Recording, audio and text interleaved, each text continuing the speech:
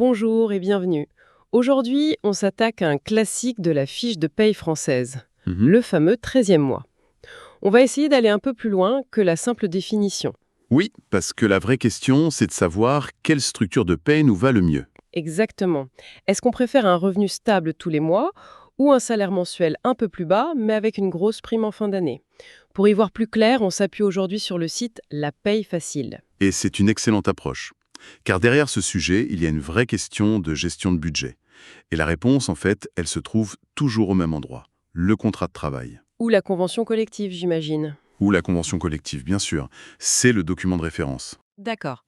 Donc avant même de signer, le premier réflexe, c'est de vérifier ça, pour savoir si c'est un droit dans la branche ou juste une politique de l'entreprise. Précisément. Et une fois qu'on a cette info, il y a deux grands scénarios. Soit le contrat parle d'un salaire annuel qui inclut déjà ce 13e mois, Mhm. et dans ce cas, bon, c'est un peu un artifice de calcul. Soit, deuxième cas, le contrat dit bien qu'on a un salaire sur 12 mois plus une prime de 13e mois. Ah oui, et là, c'est pas du tout la même chose pour le portefeuille.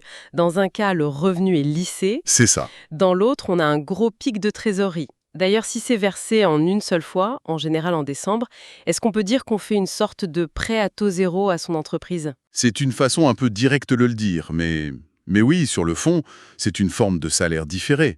L'entreprise, ça lui permet de gérer sa trésorerie. Et pour le salarié, ça peut être un avantage ou un inconvénient? Tout à fait.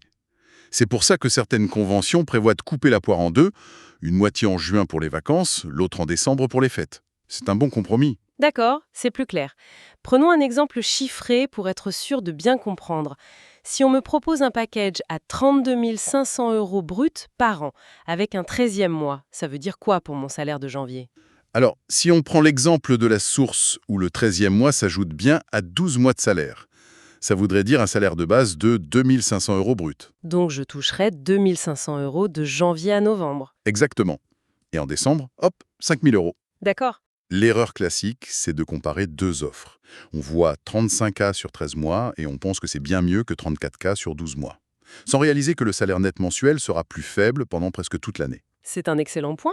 Et qui y a droit finalement? Est-ce qu'il faut avoir fait une année complète pour le toucher? Non, et ça c'est vraiment un détail important. Ça prouve que ce n'est pas un cadeau. Le plus souvent, le 13e mois est calculé au prorata du temps de présence. Au prorata temporis, oui. Voilà. Si on arrive en septembre, on touchera 4/12e de la prime. Et ça s'applique à tous les contrats, CDI, CDD, intérim. Ah donc même pour un CDD de 3 mois en été, je suis persuadée que beaucoup de gens ne le savent pas et n'osent pas le demander en partant. Et il devrait. C'est du salaire, point. Juste avec un versement différé. Et d'ailleurs, puisqu'on dit que c'est du salaire, il faut être clair sur un dernier point. J'imagine que c'est imposable. Bien sûr, totalement. Il est soumis aux cotisations sociales et à l'impôt sur le revenu, comme tout le reste du salaire. Aucune différence. Bon, pour résumer, le message clé, ce n'est pas juste de savoir si on a un 13e mois, mais de bien comprendre comment il est calculé et versé. Ce n'est pas un bonus en fait. Exactement. C'est une modalité de versement de la rémunération. Il faut le voir comme un outil. Est-ce qu'on préfère avoir plus chaque mois pour les dépenses courantes ou est-ce qu'on aime bien cette épargne un peu forcée qui tombe à pic pour les gros projets? Il n'y a pas de bonne ou de mauvaise réponse, ça dépend de chacun. C'est ça. Au-delà du chiffre brut annuel qui est affiché sur le contrat, la vraie question à se poser est peut-être quelle architecture de rémunération soutient le mieux ma propre discipline financière et mes projets de vie. Parce qu'une paye sur 12, 13 ou même parfois 13,5 mois, ce n'est pas du tout neutre. Et choisir en conscience, c'est déjà un premier pas vers une meilleure gestion personnelle.